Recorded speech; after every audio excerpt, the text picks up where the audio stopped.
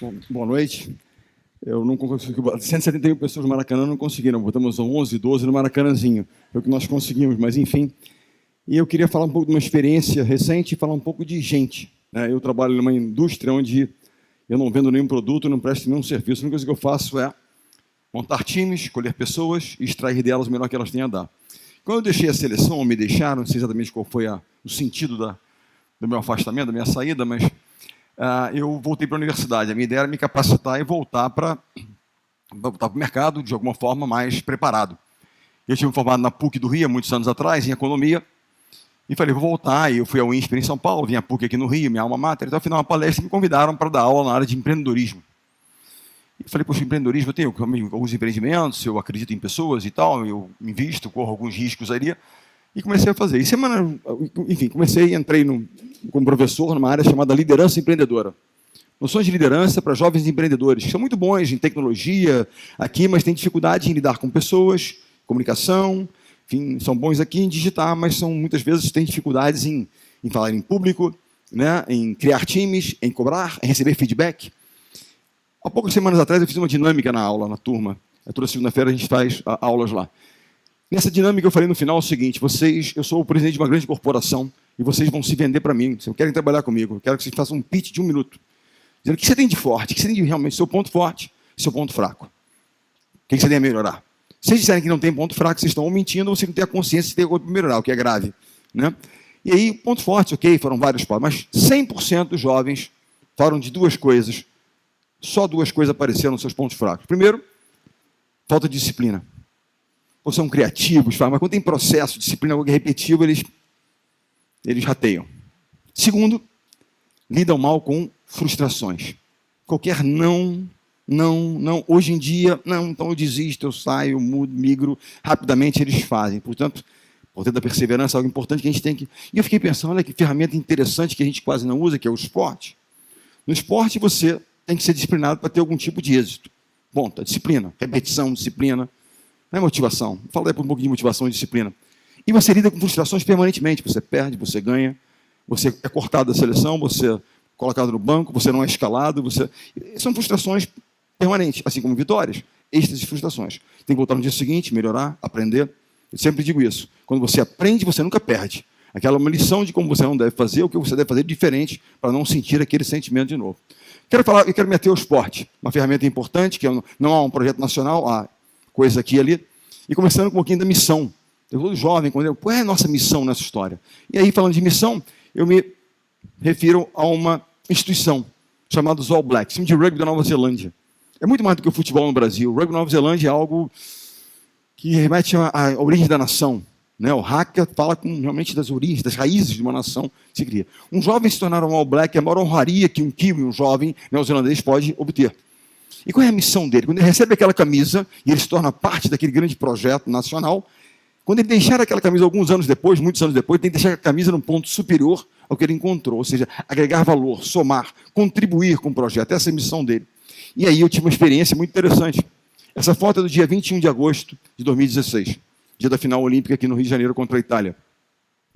O Sérgio Cadinha era o líbero do time, joga de azul, você vê uma manga amarela porque o time jogava de amarelo. Quando termina aquela partida, ele com 40 anos, chega no vestiário, tira a camisa dele sem conhecer a história dos All Blacks e fala, ele sempre me chamou de patrão, desde que chegou à seleção em 2001, ele é um menino de uma origem muito humilde, periferia de São Paulo, se transformou num líder, pelo exemplo. E o esporte transformou a vida dele e da família dele. Ele me chamava de patrão. Eu tinha vários apelidos na seleção. Ele me chamava de patrão, o Giba me chamava de chefe, o Gustavo, aquele ruivão grandão, me chamava de professor, mas todos me chamavam de psicopata. Porque... eu tenho um livro de cabeceira que diz Only the Paranoid Survive, ou seja, aqueles caras que têm quase que uma paranoia em fazer, em realizar, em não desistir, em melhorar, e crescer, essa coisa da excelência. E aí ele me diz, patrão, estou deixando minha camisa com você num dos templos do voleibol brasileiro, para quem se lembra da geração de prata, Maracanãzinho, é um pouco o palco disso tudo, estou deixando com você a minha camisa. Faça o que quiserem, ir para o chão, põe no museu, tal. Ele, 16 anos depois de ter ingressado na seleção comigo em 2001, ele deixava a camisa dele num ponto muito superior ao que ele tinha encontrado. Ele havia cumprido a missão dele, contribuído para um projeto de fazer do voleibol realmente uma referência mundial. E uma empresa vitoriosa, eu falo um pouquinho como uma empresa. Eu acredito nisso, num processo permanente de crescimento. Eu digo aos jovens na escola, é um processo de learning mode, está sempre on. aprender, crescer. Pequeno crescimento, essa quase obsessão pela evolução. Quando você chega lá, outras palestras de um cara muito interessante, chamado Lou Holtz, que ele dizia o seguinte: o meu erro foi quando eu cheguei lá, que eu fiz um programa de futebol americano na Universidade Americana, vitorioso, eu pensava, eu tenho que me manter lá. Eu não tenho que me manter, eu tenho que continuar a crescer.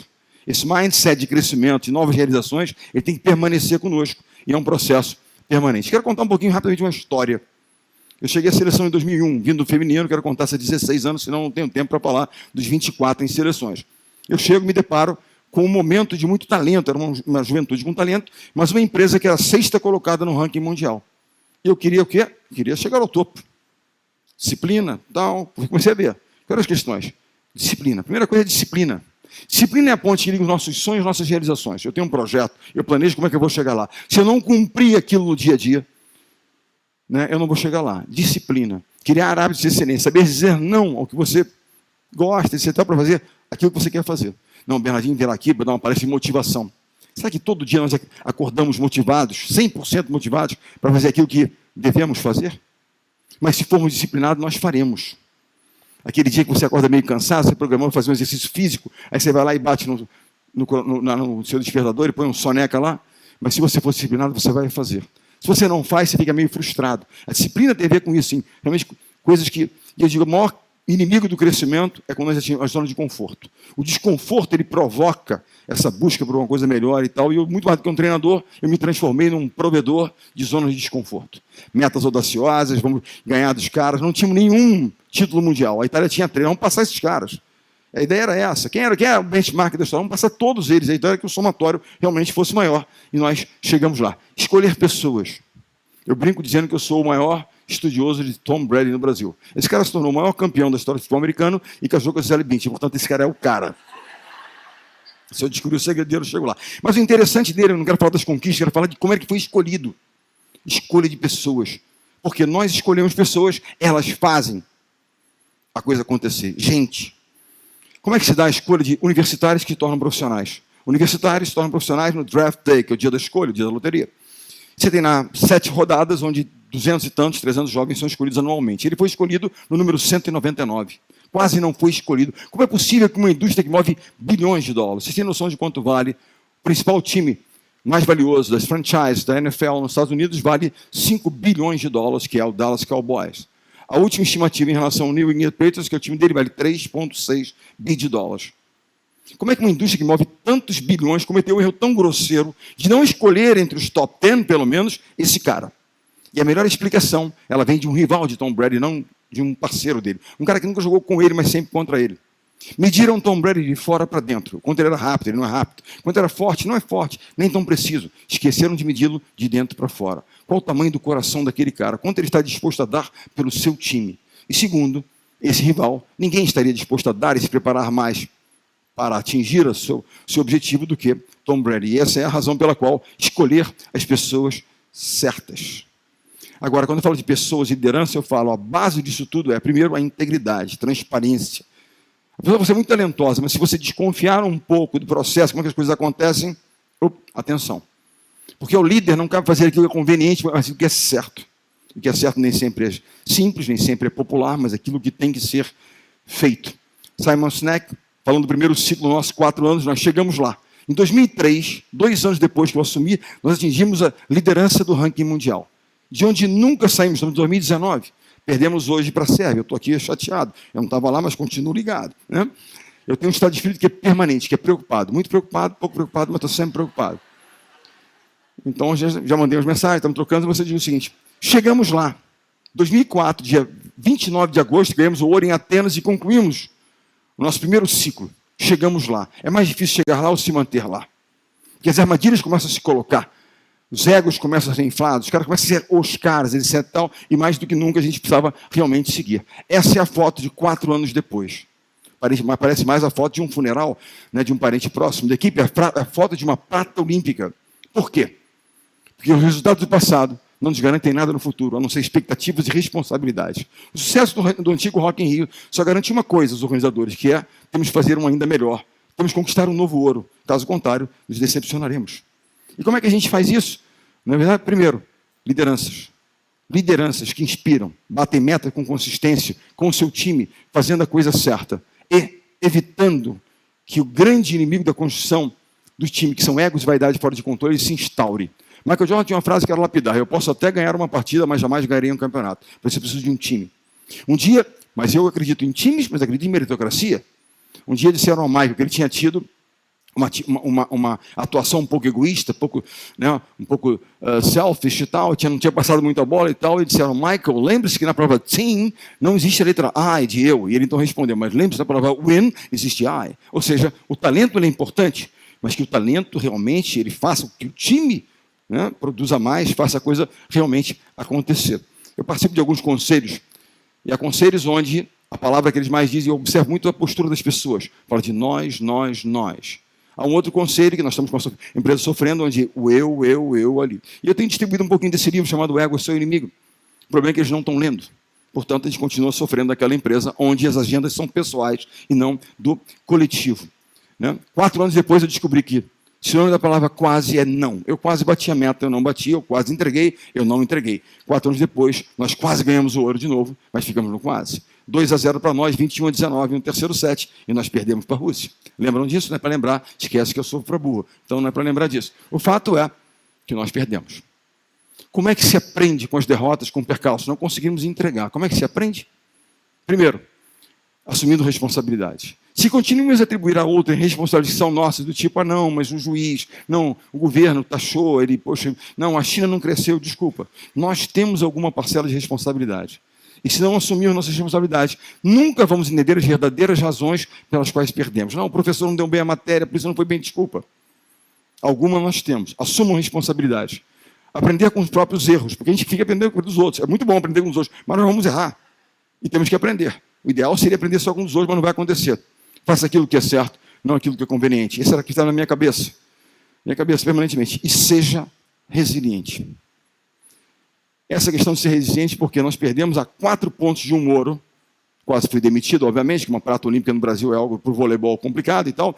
Mas nós precisamos resistir àquilo. Como resistir àquela frustração gigante?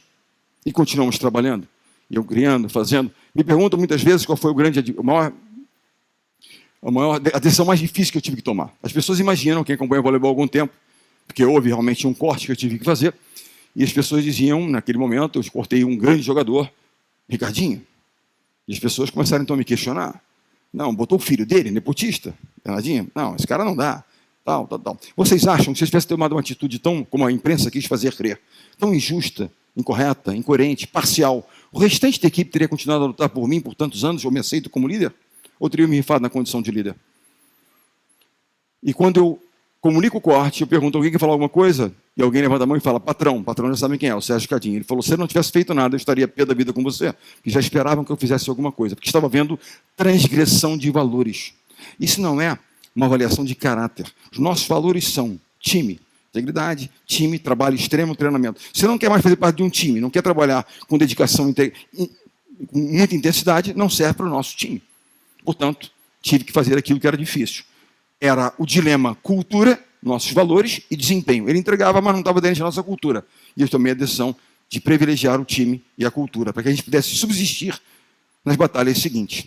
16 anos depois, eu cheguei à seguinte conclusão, que o vencedor é apenas o perdedor que tentou mais uma vez, não desistiu, seguiu em frente. Tentou de novo, assumiu responsabilidades, aprendeu. E é uma lição muito interessante de um almirante chamado Mark Raven, que foi comandante dos Navy SEALs, que é a 10ª lição de Mark Raven, que ele diz o seguinte, quando ele se alista para se tornar um Navy SEAL, é tão difícil se tornar um Navy SEAL, é um processo complicado, 150 jovens se alistam, 30 e poucos concluem o curso. Praticamente 130 desistem de se tornar Navy SEALs. Como é que se dá essa desistência? Há um sino no pátio central, o jovem vai lá e bate 3 vezes o sino, ele então desistiu de se tornar um Navy SEAL. Quem aqui nunca pensou em desistir? Em algum momento pensamos em desistir, não vai dar, não vou conseguir. Né? Nós vamos encontrar sinos na nossa caminhada. E a mensagem é, nunca toquem o sino. Se tocarem o sino, vão se arrepender. No esporte a gente usa muito o pensamento de que pain is temporary, pride is forever. A dor é temporária, vamos sofrer, mas o orgulho de não ter desistido, de ter tentado, tal, será para sempre. E é o que nós tentamos fazer. E nós não podíamos desistir naquele momento. Havíamos perdido 2 partidas na fase. O jogo mais tenso da minha carreira, me perguntaram qual foi o jogo mais tenso da sua carreira. Eu tenho que fazer um esforço danado, porque eu sou um cara tão tranquilo, não lembro dos jogos tensos, mas enfim. Foi o jogo contra a França, em 2016. Nós havíamos perdido 2 partidas na fase de classificação, a França também. Quem perdesse aquela partida na fase de classificação, voltaria para casa em 9º lugar. Se nós tivéssemos perdido aquela partida e voltado para casa em 9º lugar, não estaria falando com vocês aqui hoje. Estaria ali perto do Corcovado, também eu, né? Aqui já é Bernardinho, que ia me classificar. Em 9º lugar no Rio de Janeiro, uma seleção com tantas expectativas positivas não ia dar certo. Mas o fato é que aquela partida nós vencemos e seguimos em frente. E aquele foi o momento decisivo onde nós não tocamos o sino e fomos um time antes de qualquer coisa. E talvez, com a geração menos talentosa, em comparação ao primeiro, é uma boa geração, mas não se compara em talento ao primeiro. Essa foi a mais resiliente. A mais resiliente. Criticada, duvidada, e não venceu porque tinha mais talento. Ela venceu porque determinação, treinamento extremo e um propósito. Eles queriam provar que eram dignos representantes de um esporte vitorioso. E conseguiram, na situação mais extrema, que é jogar em casa, sob pressão, com toda a imprensa em cima e tal, e realmente foi, né, o momento mais difícil que eles souberam resistir a isso. Lembre-se de uma coisa, valores, cultura, propósito. Mas lembrem-se que o líder é o guardião de valores. Certamente, na empresa, nós temos valores da empresa, muitas vezes está lá exposto, às vezes está em algum lugar. Em casa, nós vamos botar na porta de casa os valores. Né? Nós temos filhos adolescentes, nós negociamos permanentemente. Né? Eu tenho uma filha de 17 anos, amigos de alguns dos nossos alunos que estão aqui, negocio muito com ela, estou pensando em fazer direito agora para melhorar a minha capacidade de negociação. Eu estou perdendo sempre, mas estou tentando negociar. A gente negocia, né, que horas podem voltar, onde elas podem ir, e tal. Mas não negociamos integridade, respeito. Isso não se negocia, são os valores. O líder é o guardião desses valores. Para que a gente possa ter realmente a cultura, a força da nossa empresa, do nosso projeto, da nossa estrutura. E eu queria fechar passando um vídeo, né, e falar um pouquinho da importância do esporte. Ok.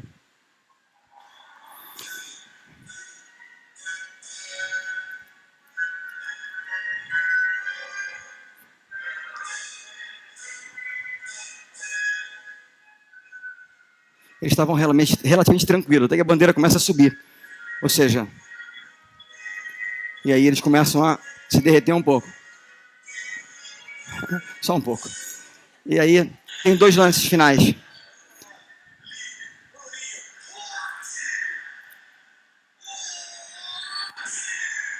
E agora o último ponto. O que há de informação nesse ponto, eu não vou ter tempo para explicar, para mostrar um pouco o que nós fazemos. Eles partem antes e terminam. Contra todos os prognósticos, uma geração que era tida como derrotada, não como um valor de uma campeã olímpico, ela consegue, contra todos os prognósticos, sem desistir, sendo resiliente, sendo um time, mais do que nunca, vencer a competição mais difícil que nós, né, podemos enfrentar. Eu tenho certeza que vocês todos lá torceram muito por nós, eu agradeço. Obrigado, prazer. Valeu.